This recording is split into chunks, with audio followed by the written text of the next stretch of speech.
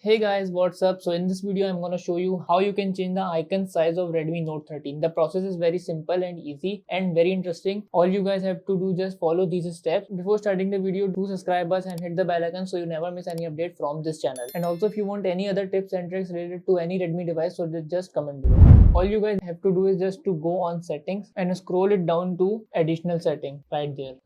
Click additional setting and then we have an option of accessibility. Just select accessibility. After that, just swipe left. After that, we have the option of vision here. Just tap it.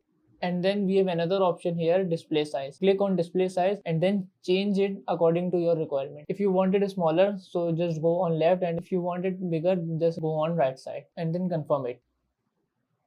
So after that, you guys see that the icon size of this mobile phone are changed and bigger than previous. So if this video helped you guys, just like the video. I hope you guys enjoy the video. Just follow us for more content and comment below for further tips and tricks. See you guys in next video. Take care.